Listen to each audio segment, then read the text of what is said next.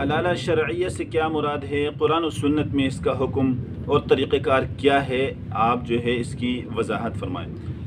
حلالہ شرعیہ کا مطلب یہ ہوتا ہے کہ اگر کوئی شخص اپنی بیوی کو 3 طلاقیں دے دے تو جب تک وہ دوسرے خاوند سے نکاح کر کے وہاں سے طلاق لے کر واپس نہ آئے اس سے نکاح درست نہیں ہوتا۔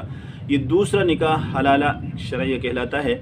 حلالہ شرعیہ اس وقت ہوتا ہے کہ اگر کوئی شخص اپنی بیوی کو 3 طلاقیں دے دے، چاہے ایک لفظ سے دے دے کہ تجھے 3 طلاقیں ہیں، یا تجھے طلاق تجھے طلاق تجھے طلاق یہ کہہ کر دے دے، چاہے ایک مجلس میں دے دے، چاہے مختلف اوقات میں دے دے، چاہے الفاظ صریح سے دے دے، چاہے الفاظ کنائی سے دے دے۔ کنائی کا مطلب ہے کہ تو میری بیوی نہیں ہے، میرے اوپر حرام ہے، چل نکل جا، اس طرح 3 دفعہ بولے اور طلاق کی نیت کرے تو بھی وہ طلاق مغلظہ اس کو ہو جاتی ہے، 3 طلاقیں ہو جاتی ہیں۔ یہ اصل میں 3 طلاق دینا شرعاً جائز نہیں ہے۔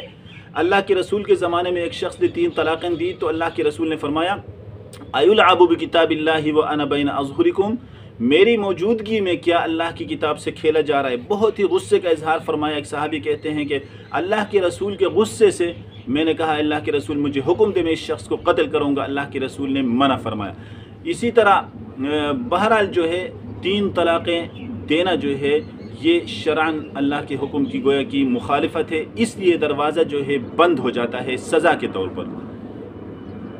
ابن عباس رضی اللہ تعالی عنہ فرماتے ہیں کہ تم اپنے لیے دروازہ بند کرتے ہو، مکمل طور پر جو ہے راستہ بند ہو جاتا ہے، پھر میرے پاس آ کر کہتے ہیں اب کیا کیا جائے؟ تو اب تو یہ غلط ہے، آپ نے شریعت کی مخالفت کی ہے، تو آپ کے لیے یہ سزا ہے کہ حلالہ کے بغیر جو ہے نکاح کرنا درست نہیں ہے۔ اب شرعی حلالہ یہ ہے کہ اگر 3 طلاقیں ہو چکی ہیں، یہ عورت عدت گزارے گی۔ پہلے عدت کا مطلب یہ ہے کہ اگر اس عورت کے پیٹ میں بچہ ہے، بچہ پیدا ہونے تک انتظار کرے، اس کے بعد دوسری شادی کرے۔ اگر اس کے مینسس کے ایام ہے تو 3 ماہواری آنے تک انتظار کرے، اس کے بعد دوسری شادی کرے۔ اگر اس کے پیٹ میں بچہ بھی نہیں ہے اور اس کے مینسس کے ایام بھی نہیں ہے تو 3 مہینے تک انتظار کرے، اس کے بعد دوسری شادی کرے۔ دوسری شادی کے بعد دوسرے خاوند سے ہم بستری بھی کرے، اس کے بعد وہ خاوند مر جائے یا پھر اس کو طلاق دے۔ اس کے بعد اگر مرنے کی صورت میں 4 مہینے 10 دن عدت گزارے، اور اگر وہ طلاق دے تو پھر اسی طرح عدت گزارے جس طرح پہلی طلاق میں اس نے عدت گزاری ہے۔ اس کے بعد جا کر پہلے خاوند کے لیے یہ جائز ہوگا کہ وہ اس سے نکاح کرے۔ یہ حلالہ شرعیہ ہے۔ قرآن میں اس کا جو بیان ہے فَإِن طَلَّقَهَا فَلَا تَحِلُّ لَهُ مِن بَعْدُ حَتَّى تَنكِحَ زَوْجًا غَيْرَهُ، اگر تیسری طلاق اس عورت کو ہو گئی تو اس وقت تک وہ اپنے پہلے خاوند کے لیے حلال نہیں ہے جب تک کہ وہ دوسرا نکاح نہ کرے، یہ اللہ نے فرمایا۔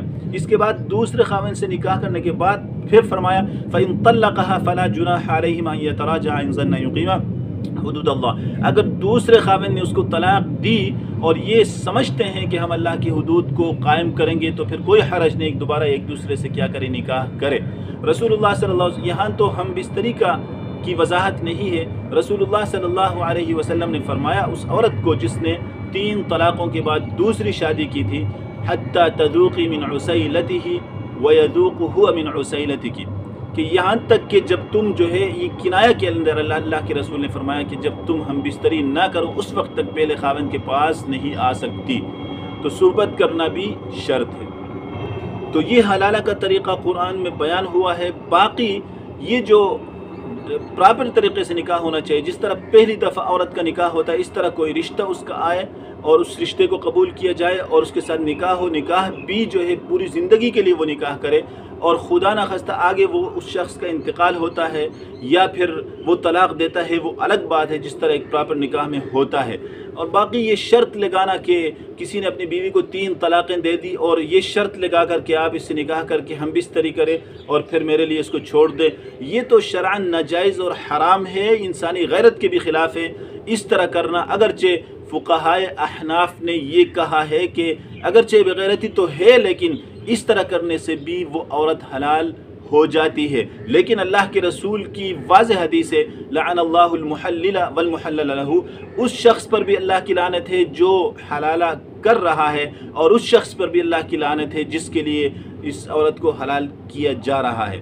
تو فقہاء احناف اس حدیث سے استدلال کرتے ہیں کہ یہاں محلل کہا ہے، حلال کرنے والے پر بھی جو ہے اللہ کی لعنت ہے، لہٰذا شرط کے ساتھ بھی احناف نے یہ کہا ہے کہ یہ حلال ہو جاتی ہے، لیکن حدیث کی روح سے جو ہے واضح طور پر اس شخص پر لعنت ہے، اس طرح کرنے والے ملعون ہیں، اللہ کی لعنت کے زد میں آ جاتے ہیں۔